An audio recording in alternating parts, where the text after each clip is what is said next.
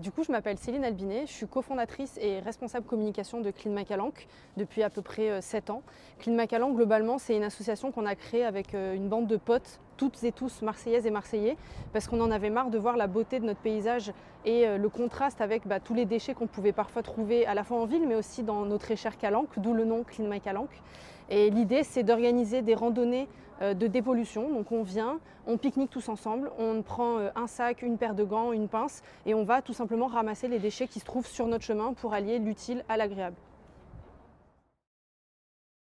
Nos rêves pour l'avenir de Marseille, je ne vais pas dire cesser d'exister, c'est un truc qu'on dit souvent, c'est un de nos rêves, c'est d'arrêter d'avoir à exister. Mais un rêve pour Marseille, ce serait que les associations qui constituent son maillage ou qui constituent son engagement en tout cas, le soient beaucoup plus sur des sujets de prévention, d'éveil et de sensibilisation et beaucoup moins sur des sujets d'action. Donc c'est ce qu'on dit souvent, nous on aimerait bien en fait ne plus avoir à faire de ramassage, être seulement focalisé sur la sensibilisation dans les écoles, auprès des entreprises, etc. Ça voudrait dire qu'on a réussi parce qu'il n'y a plus rien à aller ramasser. Par contre, on n'est pas assez naïf pour penser qu'il n'y aurait plus besoin de rien, mais voilà, qu'on déporte un petit peu nos actions et que Marseille retrouve un peu ses lettres de noblesse, que ce soit une ville qui soit à la hauteur de sa beauté à la fois en termes de paysage, mais aussi en termes de gestion de sa propreté, quoi.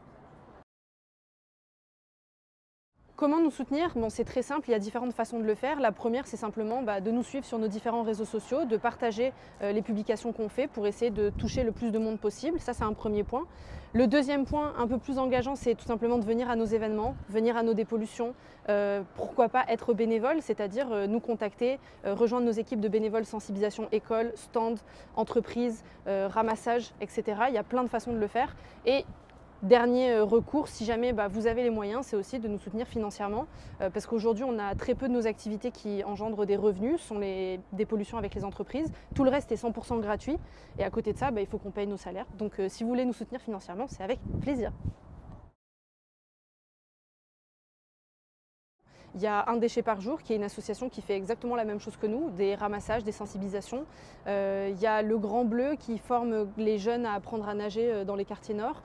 Il y a l'Après-M qui est une initiative très intéressante de réinsertion sociale et professionnelle. C'est un ancien McDonald's qui a été récupéré pendant le Covid, qui a été réaménagé pour en faire un fast-food solidaire où on a des personnes en réinsertion qui viennent travailler dedans. C'est assez dingue ce qu'ils ont fait. Franchement, Marseille, c'est un très très beau terreau d'associations, donc il y a beaucoup de choses à voir.